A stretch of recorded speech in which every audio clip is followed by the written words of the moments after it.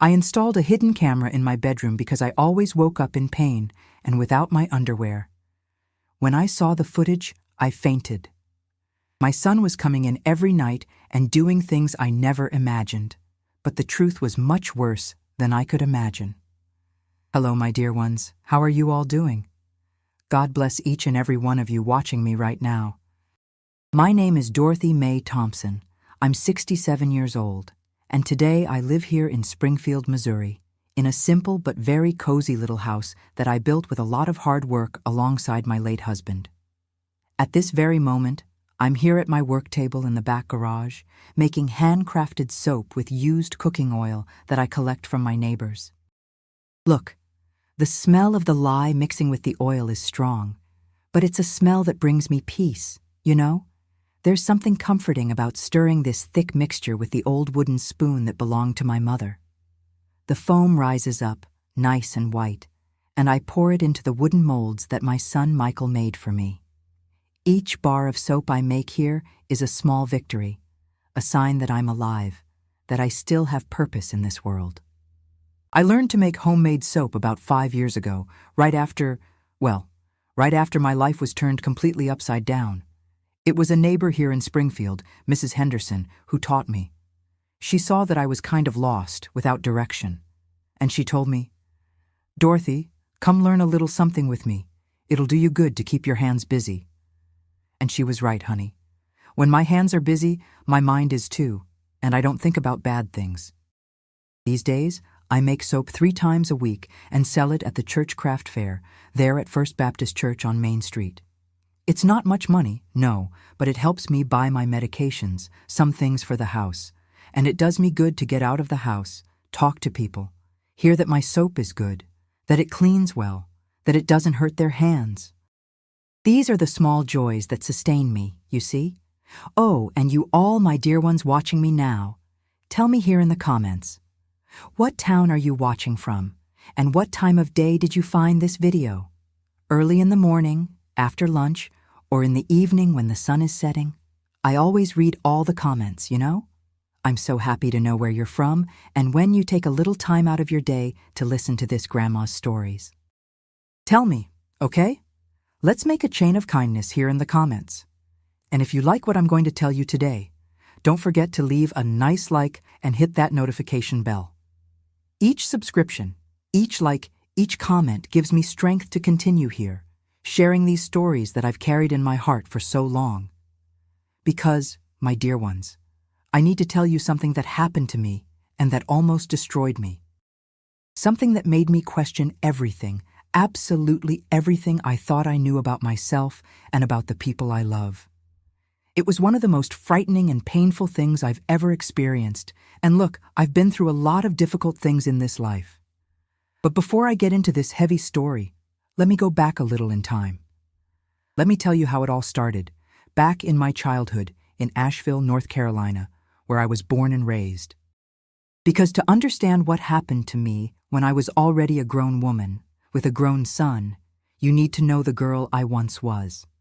I was born in Asheville, North Carolina, on March 15, 1958, in a very simple little wooden house that was near the sawmill where my father worked.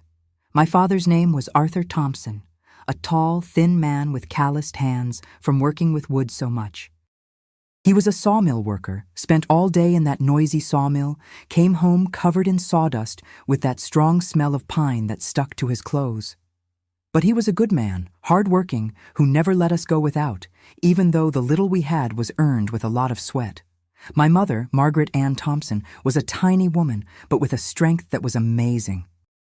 She did laundry for others, took care of us 4 children, kept the house clean even with the wooden floorboards that collected dust like you wouldn't believe. She had a big black wood stove that she kept burning all the time, and the smell of homemade biscuits baking in that oven was one of the best memories I have of my childhood. She made biscuits every day, without fail, and those warm little things with butter were the best afternoon snack in the world. There were 4 of us siblings. I was the second daughter.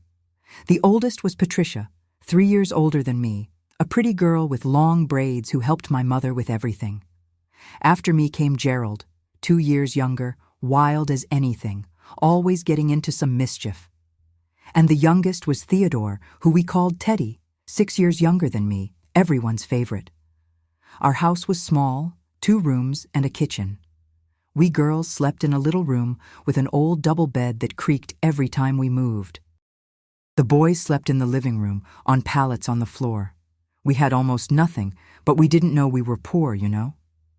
Everyone there in our neighborhood, which they called Milltown, lived the same way. All the houses similar, wooden, all the fathers working at the sawmill or the lumber mills in the region. I remember we woke up early, before sunrise. My mother was already up, making coffee, which was actually more chicory than real coffee, because coffee was expensive. There were biscuits, sometimes a piece of country cheese that a neighbor traded for eggs from our chickens. My father left for the sawmill at 6 in the morning sharp, carrying the aluminum lunch pail my mother prepared with care. Cornbread, beans, a piece of salt pork when we had it, or else fried eggs with grits. Me and Patricia helped my mother with the housework before going to school. I'd fetch water from the well at the end of the street. Our house didn't have running water, no. We'd carry 2 buckets at a time, and my little arms would hurt, but that's how things worked. Then we'd sweep the house, feed the chickens that scratched around in the yard. The school was about a 20-minute walk. It was a little wooden schoolhouse, too, with only 2 rooms. Mrs. Jenkins taught 1st through 4th grade all together in one room. I loved going to school, loved learning letters, doing math in the old notebook I used until all the pages were filled.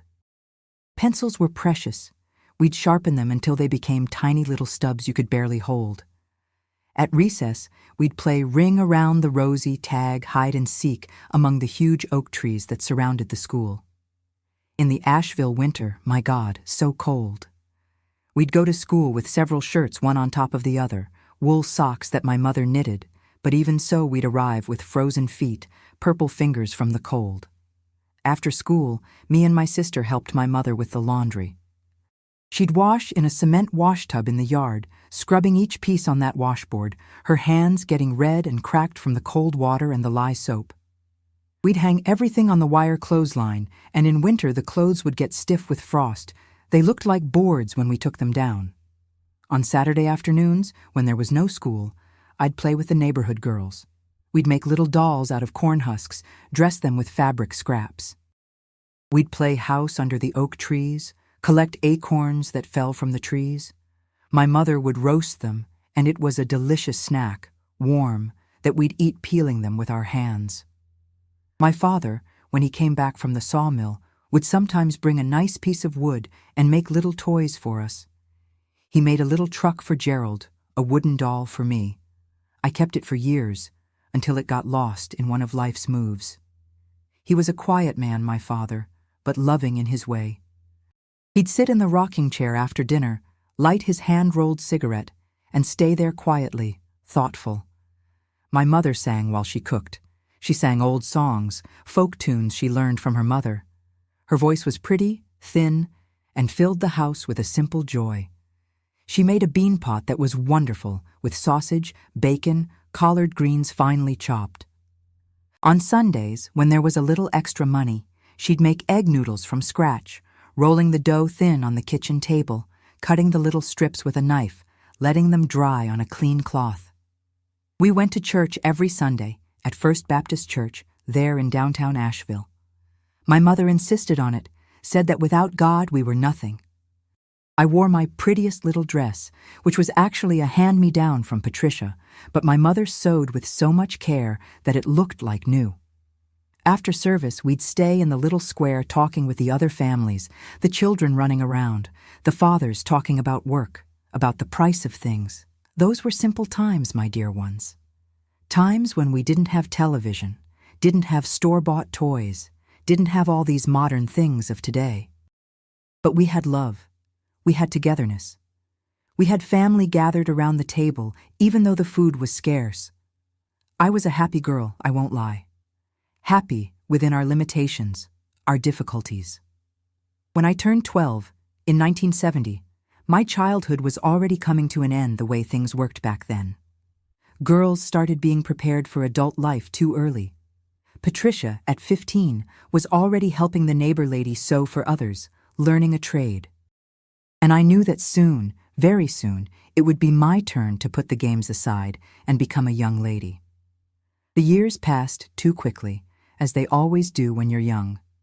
From the 12-year-old girl who played with cornhusk dolls, I became a young woman. At 15, in 1973, I was already helping my mother do laundry for others, earning some pocket change. I learned to sew, too, mending old clothes, doing hems, fixing tears.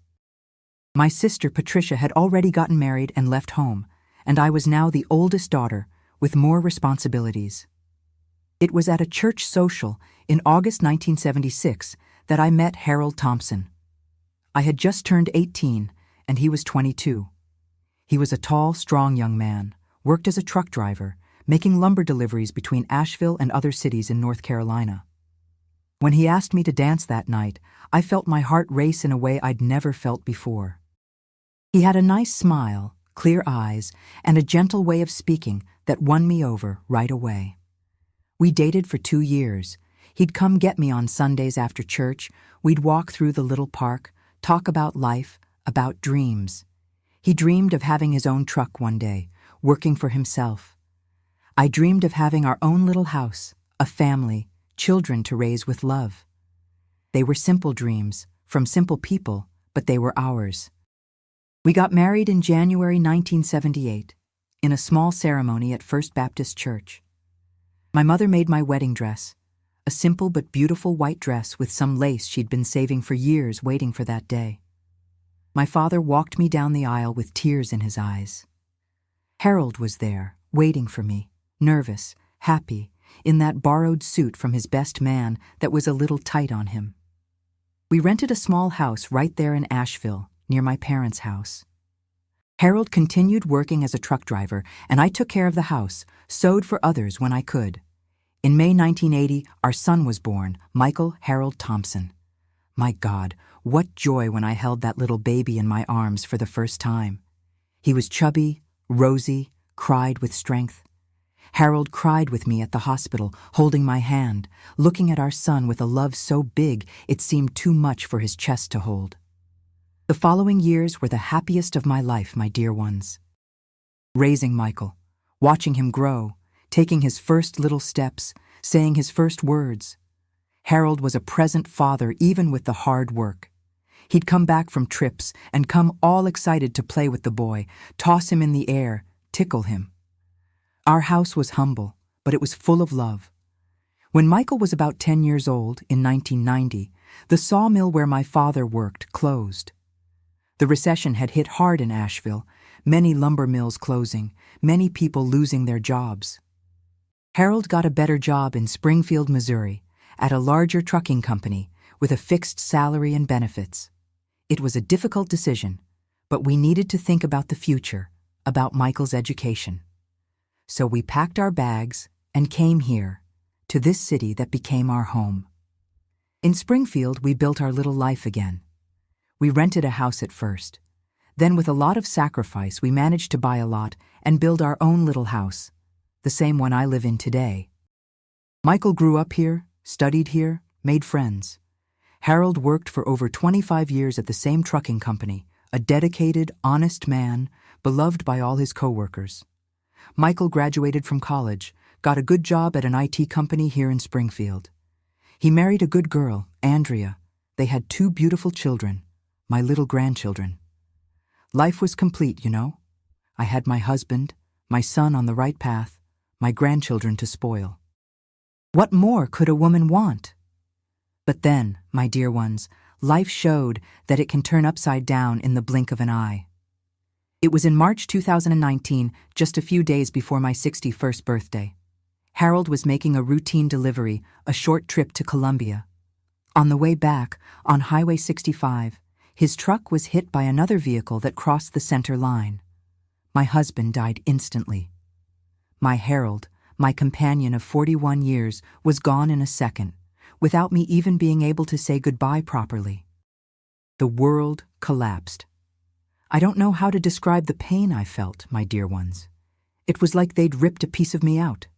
I couldn't eat, couldn't sleep, couldn't do anything. I'd lie in bed staring at the ceiling, hugging his pillow that still had his smell, crying until I had no more tears. Michael was very worried about me. He and Andrea took me to the doctor because I really wasn't well. I'd lost weight, wasn't sleeping right, spent the nights wide awake, tossing and turning in bed, remembering every moment I lived with Harold. The doctor said I had severe depression, that it was normal after such a great loss, but that I needed help. He prescribed some medications, some strong pills for depression and insomnia. Said that at first there might be some side effects, but that it was an adjustment phase, that it would get better. I started taking them properly as he ordered. And really, in the first few days, I managed to sleep. I slept heavy, deep, and woke up kind of groggy, but at least I slept. Michael, who was already married and living with his family, was so worried about me that he decided to come live here at home again, temporarily. Said he wasn't going to leave me alone in this difficult phase. Andrea agreed, said he could stay here with me during the week and go to their house on weekends. My son has always been very attentive, very careful with me. But then strange things started happening, my dear ones. Things that left me confused, scared, not understanding anything.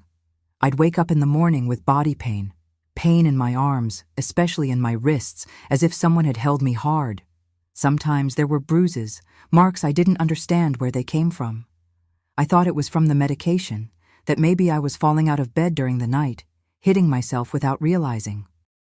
But there was another thing, something that disturbed me even more.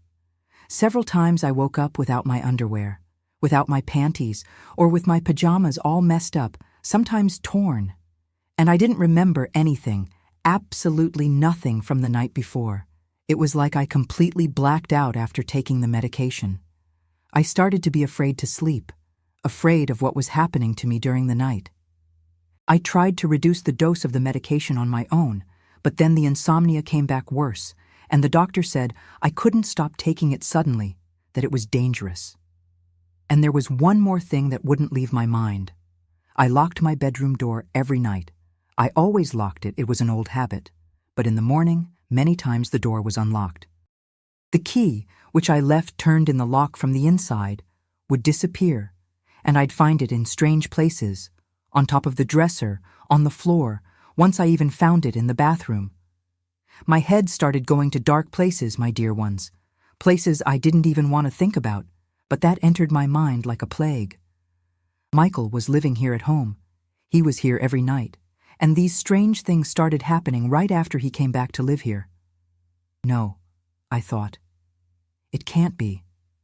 He's my son, my boy that I raised, that I love more than life.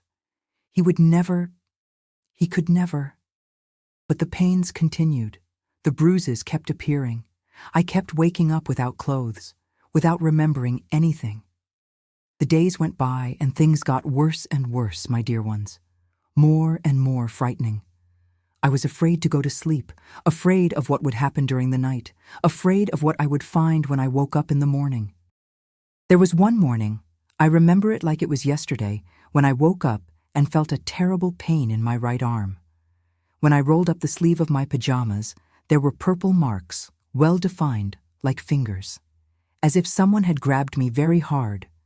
I stared at those marks without being able to breathe right, my heart beating so hard it hurt in my chest. I went to the bathroom and looked at myself in the mirror. There was a thin scratch on my neck. I touched my fingers there, trembling, trying to understand. Could I have scratched myself sleeping? But my nails were cut short. I always kept them that way. How had I scratched myself? Michael knocked on the bathroom door at that moment. "Mom, is everything okay in there? There's coffee ready on the table?" His voice, my dear ones, his voice gave me chills. I looked at the mirror, looked at the marks on my arm, and for the first time I thought clearly, it's him. It has to be him. Who else could it be? But how could I think that? How could I believe that my own son, the baby I breastfed, that I raised with so much love, could do such a thing? I flushed the toilet just to make noise, washed my face with cold water, and went to have coffee as if nothing was happening. Michael was in the kitchen, looking at his phone. He looked up at me when I entered. "Sleep well, Mom?" "I did," I lied. I picked up a cup with my hand, shaking so much I almost dropped it. He noticed. Of course he noticed. "You're shaking. Want me to call the doctor?" "No need. It's just the medication. The doctor said it's normal at first." I sat in the chair and forced a piece of toast down my throat, even though I had no appetite. Michael kept looking at me in a strange way. Or was it me seeing things in a strange way? Was I going crazy? I started paying attention to every detail, my dear ones. Every look of his, every word, every movement. When he brought me my medication at night, because he had offered to help me remember to take it, I'd look at the pill with suspicion. Was it really just the medication? Was he giving me something else? One night, I pretended to take it but hid the pill under my tongue. After he left the room, I spit it in my hand and looked. It was the normal pill, the same one the doctor had prescribed. I recognized the shape and color. So it wasn't that, but something was very wrong. I started sleeping with my day clothes under my pajamas, sweatpants, t-shirt, underneath everything. I thought, if I wake up without my pajamas, at least I'll have clothes underneath. It was a desperate attempt to protect myself, to have some control over the situation. It didn't work. There was one morning I woke up just in a t-shirt. The sweatpants had disappeared. They were thrown on the floor on the other side of the room. And my head wouldn't stop screaming. How did that get there? Did I undress myself sleeping? Or was it him? The arm pains continued, sometimes in my legs too, as if I'd been held down, immobilized. I started to be afraid to look at my own body in the morning, afraid of what I'd find. How many times did I cry in the shower, looking at the purple marks without having the courage to tell anyone? Because who could I tell, my dear ones? Who would believe me? "Oh, Dorothy, you're imagining things. It's the medications. You're very shaken by Harold's death." That's what they'd say. Or worse, what if I told and found out it was true? What if I confronted my son and he confirmed it? What would I do? Call the police on my own son? The worst of it all was the silence, my dear ones.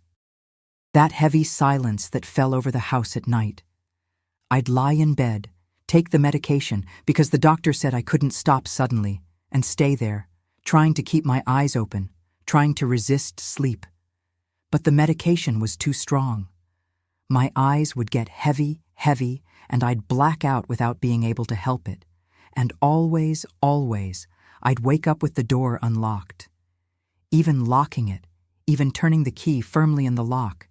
In the morning, the door was open. I started placing objects in front of the door before sleeping. A chair, for example. If someone opened the door from outside, the chair would fall and make noise, would wake me up. But in the morning, the chair was in its place neatly, as if it had never been moved, and still the door was unlocked and the key had disappeared from its place. One night, I had the courage to ask him. Michael was in the living room, watching television. I sat on the couch next to him, my hands sweaty, my heart racing. "Son," I began, and my voice came out weak, trembling. "Some strange things have been happening to me." He turned off the TV and turned to me, worried. "What things, Mom?" I wake up with pains, with marks, and I don't remember anything from the night." He frowned. He had deep, dark circles, I noticed then. He looked tired, very tired. "Have you talked to the doctor about this?" "Not yet, but I lock the bedroom door, you know, and in the morning it's unlocked. Don't you think that's strange?" Michael ran his hand over his face. "Mom, these medications are very strong. You might be doing things during the night and not remembering. Have you heard of sleepwalking? Of people who walk, do things while sleeping?" It made sense. It made a lot of sense. But at the same time, and the marks, the bruises? You might be hitting yourself, scratching yourself. I'll call the doctor tomorrow, okay? We'll make an appointment, talk to him about changing the medications. He seemed sincere, my dear ones. He seemed genuinely worried.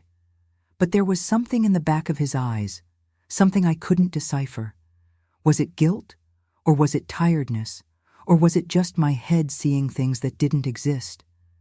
That night, I slept even worse. I dreamed of Harold. I dreamed he was alive, that he came into the room, that he hugged me. But when I woke up, I opened my eyes in the dark, and for a second I was sure there was someone in the room with me, a shadow near the bed. I froze. I wanted to scream, but my voice wouldn't come out. I turned on the light with my hand shaking so much I could barely reach the switch. There was no one. The room was empty, but the door was ajar. I got up, went to the door, looked at the dark hallway. Everything quiet. Total silence. I closed the door again, locked it, turned the key twice to be sure. I went back to bed but couldn't sleep anymore. I stayed there, looking at the ceiling until the sun came up.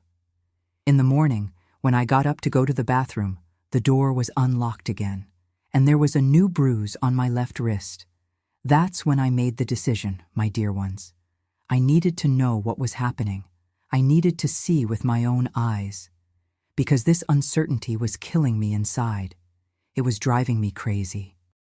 I needed proof. I needed to understand.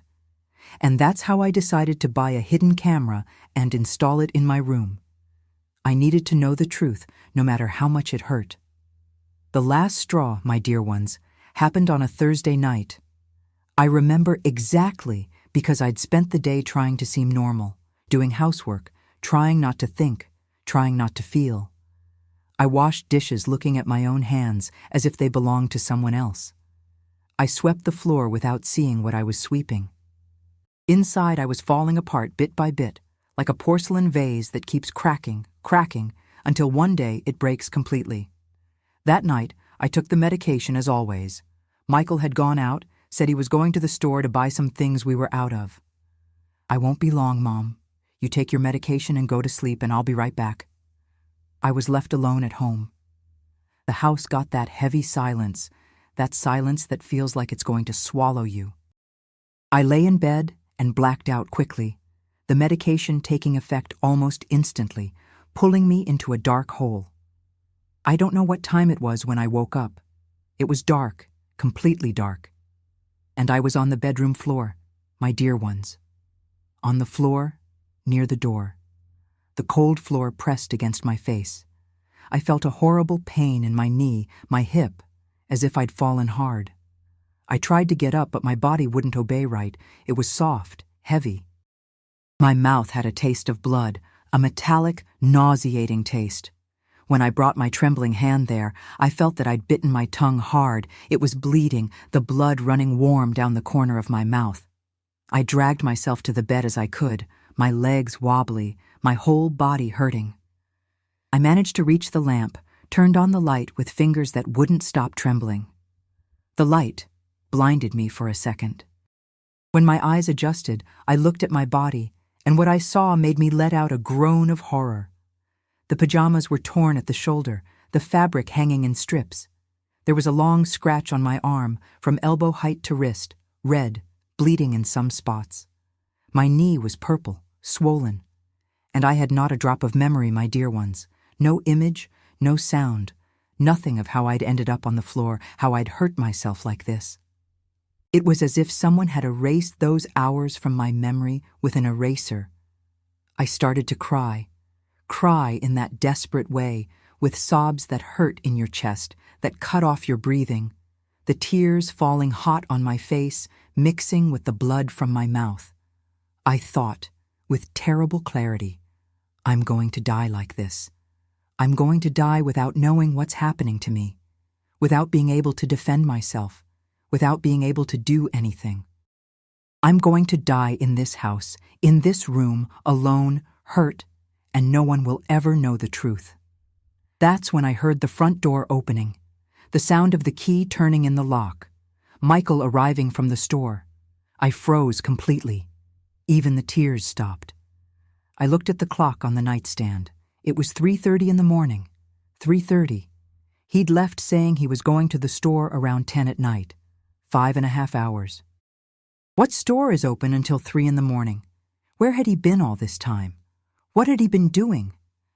I heard his footsteps in the hallway. Slow, tired steps. Approaching my room. My heart started beating so hard that I thought it would come out of my mouth. I felt it beating in my temples, in my neck, in my chest. He stopped in front of my bedroom door. He stopped there and stayed quiet for a few seconds that seemed like an eternity. Then he knocked lightly on the wood. "Mom?" I saw the light on under the door. "Is everything okay?" I couldn't answer. My voice was stuck in my throat, along with the fear, the panic. I stayed there, sitting on the bed, looking at the door, paralyzed. He knocked again, a little harder. "Mom, I'm coming in, okay? I'm worried." "No." The word came out in a scream, shrill, desperate, full of terror. "Don't come in. Stay there. Don't come near me." Silence on the other side. A heavy, terrible silence that lasted long seconds. I could hear my own breathing, accelerated, gasping. "Mom." His voice came out low, confused, hurt. "Mom, you're scaring me. What happened? Where were you?" My voice came out trembling, accusatory, full of all the distrust that had accumulated in those weeks. "You said you were going to the store. It's 3:30 in the morning. What store is open until this hour? Where were you?"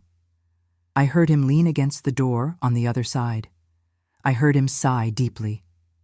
"I went to Andrea's house, Mom. You were sleeping. I thought there was no problem. I needed to pick up some documents there, some tax papers she was keeping for me. I ended up talking with her, with the kids, lost track of time. I came back now." Was it true? Was he lying? My head was spinning. I couldn't think straight. I couldn't separate what was real from what was imagination, from what was fear, from what was truth. "Did you hurt yourself?" His voice from the other side of the door, full of worry, or pretending to be worried. How could I know? "I saw blood when you spoke. Your mouth is bleeding. Let me in, Mom, for God's sake. Let me help you." "No, you stay there. Don't come near me. Don't try to come in here." "Mom, I'm your son." His voice broke, cracked with emotion. "I just want to take care of you. What's happening? Why are you afraid of me?" And that was the question that tore me apart inside, my dear ones. Why was I afraid of my own son? Of the baby I carried in my arms, that I breastfed, that I raised with all the love I had? How had it come to this point? "I don't know," I screamed, and it was a scream of pure agony, of absolute despair. I don't know anything anymore. I don't know what's real, what I'm imagining. I don't know who I can trust, not even myself. I just know that I wake up every night hurt, with pains, with marks, without clothes, and I don't remember anything. I don't remember anything that happens at night. Absolute silence. Then I heard a low, muffled sound. Michael was crying on the other side of the door. My son was crying. Low, contained sobs, as if he was trying to hold back but couldn't. "I'm calling the doctor right now," he said, his voice choked, thick with crying. "Right now, in the middle of the night. I'm going to wake him up. I don't care. This can't continue like this, Mom. We need to change these medications urgently. We need to do something. This isn't normal. These medications are doing you a lot of harm." I stayed there sitting on the bed, hugging my knees, rocking back and forth like a scared child, like a crazy person. Michael stayed sitting on the other side of the door. I could hear his breathing there close, heavy, irregular. I could hear him sniffling quietly, wiping his nose. Neither of us slept any more that night. We stayed there, separated by that wooden door, but at the same time each isolated in our own hell. When the sun started to brighten, the first rays coming through the window, he knocked on the door again, very lightly, gently. "Mom, I'm going to make coffee. Please, when you feel ready, come down. We need to talk. We need to resolve this." I heard his footsteps moving away, going downstairs. I got up from the bed, sore, broken inside and out, every movement an agony. I went to the closet mirror. The image I saw shocked me deeply, my dear ones. I was pale as a ghost, with deep dark circles, purple, deep like holes, cracked lips, swollen from biting so much during the night, dried blood in the corner of my mouth. My hair completely disheveled, standing up, red, empty eyes. I looked like a possessed woman. I looked like someone who was on the verge of complete madness. And maybe I was. Maybe I'd already crossed that thin line between sanity and madness without even realizing it. I thought about calling someone, my sister Patricia, there in Asheville, a neighbor here in Springfield, someone, anyone who could help me, get me out of there, save me. But what would I say? Hi, Patricia. I think my son is doing things to me at night while I'm drugged on medication. Without proof? Without being absolutely sure? They'd think I was crazy. They'd think it was the depression, the strong medications, the confused head of a widow who couldn't overcome the loss of her husband. What if I really was imagining everything? What if it was all just side effects of the medications, of my disturbed head? What if I accused my son for no reason, destroyed our relationship forever because of paranoia? I'd lose the only son I had, the only family I had left after Harold's death. I sat on the bathroom floor, leaning against the cold wall, and let the tears fall freely. I cried for Harold's death, for the emptiness he left. I cried for the strong woman I'd been once and who no longer existed. I cried for being so lost, so scared, so completely alone in that endless nightmare my life had become. It was there, sitting on that cold ceramic bathroom floor, in the darkest moment of my soul, when I thought I had no more strength for anything, that a memory came. An old memory, kept deep in my heart. My father, Arthur. I must have been about 8 years old, maybe younger. I'd gotten lost at the farmer's market in Asheville on a Saturday morning, in the middle of that crowd of people buying, selling, shouting. I was terrified, crying in the middle of so many people, thinking I'd never find my family again. When my father finally found me, he knelt in front of me, right there, in the middle of the market, held my face with those big, calloused hands of his, wiped my tears with his thumb, and said, looking right into my eyes, "Dorothy, my daughter, when you're very afraid and don't know what to do, open your eyes wide and look truth in the face, however it is. The truth may hurt, may be ugly, may be terrible, but it sets you free. It always sets you free. Open your eyes wide and look truth in the face." That's when I made the decision, my dear ones. Right there, sitting on the cold floor of that bathroom. I needed to see the truth. I needed concrete, irrefutable proof of what was happening during those dark hours. I couldn't live anymore in that torturous uncertainty that was killing me slowly, consuming me from inside.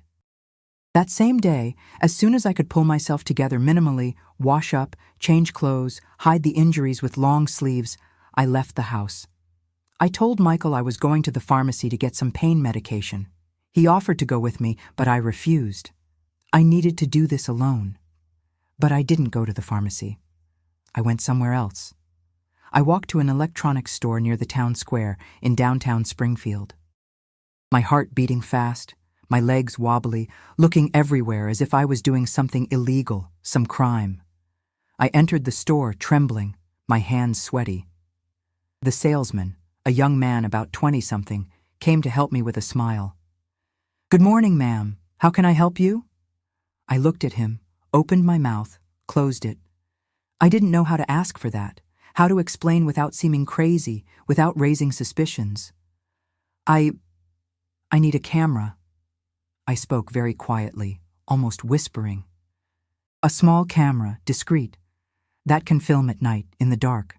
That doesn't make noise, that no one notices is there filming." He looked at me kind of confused, tilting his head. "You want a security camera?" "Yes, that's right. A security camera. But small, very small, that I can hide in the bedroom. It needs to film well in the dark." He nodded, professional, and took me to a shelf full of little boxes. He showed several models, patiently explaining each one. There were some that looked like alarm clocks, others that looked like phone chargers. He showed me one that looked like a fake outlet. You could leave it there on the wall, plugged in, and no one would suspect anything. It had night vision, filmed in the dark, recorded on a tiny memory card. "This one here is perfect," he said. "Records up to 10 hours continuously. You program it to start filming at whatever time you want." It was exactly what I needed. I paid with the money I'd saved, selling soap at the church craft fair for months. Money I was saving for something special, but nothing was more important than discovering the truth. I went back home with the little box hidden at the bottom of my purse, hugged against my body as if it were a treasure, or a bomb about to explode. My heart beating so hard all the way that I felt it in my throat. That afternoon, while Michael was at work, I locked the bedroom door and installed the camera. My hands trembled so much I almost dropped it twice. I put it in a fake outlet near the dresser, pointed right at the bed. From far away, no one would notice anything different. I programmed it to start recording automatically when it got dark. I tested it, filmed my own hand passing in front, then watched. It worked perfectly. You could see everything, even in the dark. I hid the empty box at the bottom of the closet, hid the instruction manual. I sat on the bed and breathed deeply, trying to calm my racing heart. At night, I lay in bed knowing that finally, I would have answers. No matter how much they hurt, no matter what I would discover. I would see the truth with my own eyes. And then I would know what to do, how to protect myself, how to move forward, or how to end it all once and for all. I took the medication from Michael's hands and blacked out, knowing the camera was there, hidden, silent, recording everything. Witnessing whatever happened during those dark, empty hours, erased from my memory. Tomorrow, I would know the truth. And there was no going back. I woke up the next morning and the first thing I did, before even getting out of bed, was look at the outlet where the camera was. It was there, in the same place, quiet, as if it didn't hold any secrets. But it did. It held the truth about what had happened during the night. I got up slowly. My body hurt. It always hurt in the morning. But this time the pain seemed smaller compared to the anxiety that took over me. Michael had already left for work. He left a little note on the kitchen table. "Mom went to work. There's coffee ready. Called the doctor. He can see you at 3 p.m. today. I'll pick you up. Love, Michael." I couldn't have coffee. My stomach was churning, closed. I went back to the room almost running. I locked the door, even knowing I was alone at home. I took the camera from the outlet with my hands shaking so much I almost dropped it. I sat on the bed, took my old cell phone, Michael had taught me to use it a few months ago, and put the little memory card in it with an adapter the salesman had given me. I breathed deeply 3 times before pressing play. My heart was beating so hard I could hear the sound of it in my ears. The screen showed the room in the dark, just with that greenish light from night vision. You could see the bed. You could see me lying there, quiet, sleeping. The clock in the corner of the screen showed 11:47, almost midnight. I fast-forwarded the video. Nothing was happening. I was just sleeping, turned to the side, quiet. I fast-forwarded more. 12:30, 1:15, 2, nothing. I started to think there would be nothing in the recording, that it had been a peaceful night. But then, at 2:47 in the morning, something changed. My dear ones, what I saw on the screen made me hold my breath. In the recording, I moved in bed. It wasn't a normal movement of someone sleeping. It was an abrupt movement, as if I'd been startled. I sat up in bed suddenly, but my eyes were closed. Completely closed. I was sleeping, but at the same time I wasn't. I stayed sitting on the bed for a few seconds, my head fallen to the side in a strange way. Then I got up, still with my eyes closed, and went to the bedroom door. My own hand turned the key in the lock and opened the door. It was me unlocking the door. It wasn't Michael. It was me. I came back near the bed, but instead of lying down, I started walking back and forth, still sleeping, my arms kind of raised in front of my body. And then it started. I started scratching myself. I saw on the screen my own hands going to my neck, to my face, scratching hard. My mouth opened, but no sound came out. It was a mute scream, desperate, as if I was seeing something terrible that no one else saw. I grabbed the pajamas with both hands and started pulling, tearing, as if it was burning me. I ripped off the top part, threw it away. I was undressing myself, my dear ones, but it wasn't by choice. It was as if I was terrified, as if there were bugs on me, as if the pajamas were suffocating me. I started hitting myself, slapping my own body, my arms, my legs. Then I threw myself against the wall hard. The impact made a dull sound, and that's when the door burst open. Michael ran into the room. He was in shorts and a t-shirt, his eyes wide with shock. He didn't invade my room to hurt me. He came running because he heard the noise of me hitting the wall. "Mom! Mom, stop!" I heard his voice in the recording, desperate. He came toward me, but that version of me in a trance, sleeping but not sleeping, started attacking him. I slapped him in the face. I scratched him. He tried to hold me by the arms, but I fought back with a strength I didn't even know I had. "Mom, calm down. It's me, Michael. Calm down." But I didn't hear. I wasn't really there. I kept fighting, kicking, scratching. He had to hold me hard by the wrists to stop me from scratching myself. That's why the bruises. That's why the finger marks on my arms. It wasn't him hurting me. It was him trying to keep me from hurting myself. The struggle lasted several minutes. On the screen, you could see my son taking a beating silently, getting scratched, slapped, trying to hold me without hurting me. He was crying, tears running down his face while he fought with me, while he tried to protect me from myself. Finally, he managed to immobilize me. He hugged me from behind, pinning my arms against my body, and pulled me to the bed. He laid me down carefully, even though I was still fighting weakly. He picked up the sheet that had fallen on the floor and covered me with it, because I was without the top of my pajamas. He stayed there holding my hand, speaking softly. "Calm down, Mom. Calm down. It's over. It's okay. I'm here. No one's going to hurt you." Gradually, I stopped moving. My body relaxed, returning to normal sleep. Michael waited until he was sure I was sleeping again. Then he got up slowly, picked up the key that was on the floor, I myself had dropped it, and put it in the lock from inside. Not to lock me in, to protect, to keep the door closed. Before leaving, he sat on the floor beside the bed with his back against the wall. He covered his face with his hands. His shoulders were shaking. He was sobbing quietly, trying not to make noise so as not to wake me. And then he spoke. He spoke quietly, almost whispering, but the camera captured it.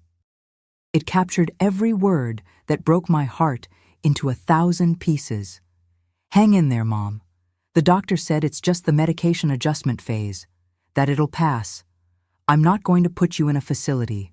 I promise I won't. I'm going to take care of you here at home, no matter what happens. You took care of me your whole life. Now it's my turn." He stayed there sitting for about 10 more minutes, just watching me sleep. He had a bleeding scratch on his face, red marks on his arms. Then he got up, turned off the light he'd turned on when he entered, and left the room, closing the door slowly. I paused the video. I stared at the frozen screen, at the image of the empty room, and I broke down. I fell to my knees on the floor and cried like I'd never cried in my life. I cried from relief, from guilt, from shame, from gratitude, everything mixed in a cry that came from deep in my soul. My son was protecting me. He was getting beaten by me every night and didn't say anything, so I wouldn't be embarrassed. He was losing nights of sleep taking care of me, watching, ready to run in when I started having episodes. And I had suspected him. I had thought horrible things about him. I stayed there on the floor, I don't know how long. When I managed to get up, I washed my face, looked in the mirror. I needed to tell him. I needed to ask for forgiveness. I needed to thank him. When Michael arrived to pick me up for the appointment at 3 in the afternoon, I was waiting in the living room. As soon as he came through the door, I got up and went to him. I held his face with both hands. There was a scratch there that I myself had made the night before without knowing. "I know everything," I said, my voice choked. "I saw. I put a hidden camera in the room. I saw everything that happened last night. I saw everything you've been doing for me." His face turned red. His eyes filled with tears. "Mom, No." I shook my head. "Let me speak. Forgive me, son. Forgive me for doubting you, for thinking bad things. You were saving me, and I didn't know. You were protecting me from myself." He pulled me into a tight hug, and we stayed there, both crying, hugging each other in the middle of the living room. My son, my boy, my protector, my hero. "The doctor said this side effect would pass," he said, his voice muffled on my shoulder. "Said it was common at the beginning of treatment, that some people have night terrors, aggressive sleepwalking. He asked me to watch you, not to let you hurt yourself. I didn't want to tell you because you were already suffering so much. I thought it would make it worse." "How long?" I asked. "How long have you been doing this?" 3 weeks, since I started living here again. 3 weeks waking up in the middle of the night. 3 weeks taking beatings silently. 3 weeks protecting me without asking for anything in return. We went to the appointment together. We told the doctor everything. He changed my medications right away, apologized for not warning better about the side effects, said that with the new medication, there wouldn't be these episodes anymore. And there weren't, my dear ones. With the right treatment, the nights of terror ended. And my son continued living with me a while longer, just to make sure I was okay. Today, when I look back, I see that it wasn't abuse. It was love, the purest and truest love that exists, of a son taking care of his mother, even when she didn't know she needed to be cared for. 6 years have passed since those terrible days, my dear ones. 6 years that brought me back to life, that showed me I still had a lot of story to live, a lot of joy to feel. Today, at 67 years old, I wake up every day here in my little house in Springfield, thanking God for being alive, for being whole, for having had the courage to seek the truth that night. I wake up without fear. That's such a great blessing that sometimes I stop in the middle of what I'm doing just to give thanks. My routine is simple, but it's mine, and I love every little bit of it. As I told you at the beginning, I make handcrafted soap 3 times a week. I wake up early, around 6 in the morning, have my coffee, now it's real coffee, not chicory anymore, and go to the work table in the garage. The smell of the lye mixing with the used oil, the sound of the wooden spoon stirring the mixture, all of this has become a kind of meditation for me. While I stir the soap, I think about life, about the good things that happened, about the obstacles I overcame. Every Tuesday and Thursday morning, I go to the church craft fair at First Baptist Church on Main Street. I set up my little booth with the soap bars nicely arranged, some wrapped in craft paper with a little string, others with lavender scent that I learned to make with Mrs. Henderson. The customers already know me. They stop to chat, tell me about their lives. I've become friends with a lot of people there. There's Mrs. Wilson, who buys 6 bars every month. There's Christine, who always asks me to make that special soap for baby clothes that's very gentle. It's these small connections that make my days meaningful. Michael comes to my house at least twice a week, always at lunchtime or in the late afternoon. We learned to talk about what happened, you know? At first it was difficult, we avoided the subject, but over time we understood that we needed to talk, that we needed to heal those wounds together. Today we even laugh about some things. It's not a mocking laugh, but one of relief, of overcoming. He brings the grandkids to visit me on weekends. Peter, 9 years old, and Julia, 6. When they arrive, the whole house fills with noise, with laughter, with life. Julia likes to help me wrap the soaps. She stays there beside me making the little bows with the string. Peter prefers to stay in the yard digging in the dirt, said he wants to plant some things here for me. He's already planted some basil plants that are beautiful. But you know what really changed in my life, my dear ones? It's the way I look at things. I learned that our mind can be our best friend or our worst enemy. I learned that asking for help isn't weakness. I learned that the answers we're looking for are sometimes right in front of us. We just need to have the courage to look. I attend a support group here at First Baptist Church every Wednesday afternoon. It's a group for people who went through depression, who lost loved ones, who had difficulties with medications. We gather, have some coffee, talk. I don't need to hide anything there. Everyone understands. I've made true friendships in that group. There's Norma, who lost her husband the same year I lost Harold, and we understand each other just by looking. Sometimes, when I'm alone here at home at night, I take the old photo album and look at Harold's photos. It's not with that tearing pain anymore. It's a good longing, gentle, that warms the heart. I talk to him sometimes, tell him about my day, tell him about the grandkids' mischief. I know that wherever he is, he's proud of me, proud that I survived, that I got up, that I continued. My little house here in Springfield isn't big or luxurious, but it's mine. I have my neat little room with the bed I shared with Harold for so many years. I have my kitchen where I make my treats. I learned to make a carrot cake that's delicious, and Michael always asks me to make it when he comes here. I have my yard with the work table where I make my soap, with the chickens that scratch around, with the basil plants that Peter planted. I'm not rich. I live on my small social security and the little money I make selling soap. But my dear ones, I'm rich in other ways, rich in love, in family, in friends, in purpose, rich in second chances. Every night, before sleeping, I say my prayers. I give thanks for another day. I give thanks for Michael, who was my angel without me knowing. I give thanks for Andrea, who always supported him in taking care of me.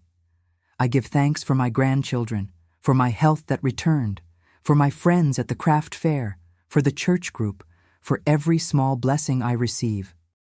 And I sleep in peace, my dear ones. I sleep in peace without fear of the dark, without fear of the night, without fear of waking up lost and confused. I wake up every day knowing who I am, where I am, and that I am loved.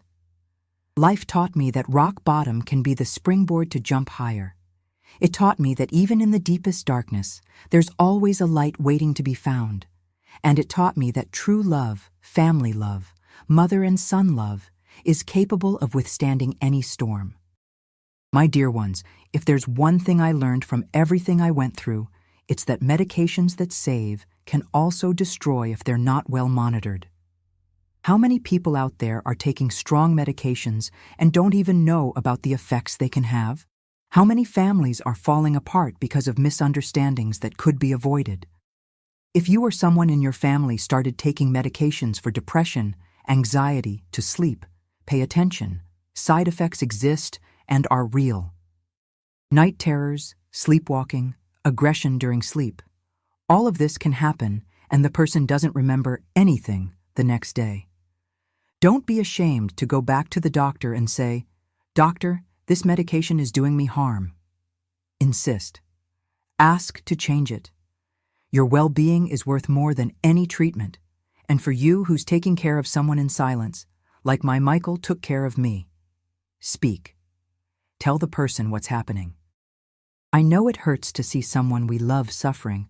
I know we want to protect, but silence almost destroyed our family. The truth, however painful it may be, is always better than doubt. I learned that when something seems wrong, when your body is screaming that something wrong is happening, you have to investigate. Don't let anyone convince you it's in your head. Seek answers, seek help. Install a camera if necessary, but find out the truth, because living in uncertainty is a hell no one deserves. I learned that the human mind is powerful, but also fragile. That medications mess with chemicals in our brain that we don't even imagine. That the same pill that lifts one person from depression can throw another into a nightmare. I learned that true love doesn't make noise. that sometimes the person who loves you most is the one taking beatings silently to protect you. That family is about holding the hand of the person you love even when they scratch you unintentionally. And I learned above all that it's never too late to start over. At 61, I thought my life was over. Today, at 67, I see that actually it was just beginning again. So, my beloved ones who followed me to the end, I want to make a request from the bottom of my heart. If you know someone who's taking strong medications and showing strange behaviors, sudden changes, aggression they didn't have before, investigate. Talk to the doctor. Film if necessary. But don't let it pass, because it might be a side effect that has a solution. And you who are watching this now, did you subscribe to activated the bell? Because these stories I tell here aren't just for entertainment. They're to save lives, to open eyes, to show that we're never alone in our struggles.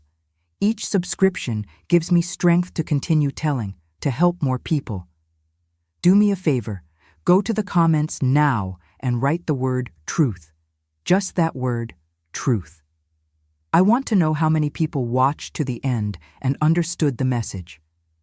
I want to see a shower of truth in the comments, because it was the truth that set me free, and it can set you free too. And remember, in whatever country you are, in whatever culture, there are mental health professionals ready to help you. There are support groups, communities, people who understand. You don't need to carry this weight alone. Reach out, ask for help, seek the truth. Do it now. Don't wait one more minute. Life is too precious to be lived in the darkness of doubt. A kiss to each of your hearts, and may God bless you all.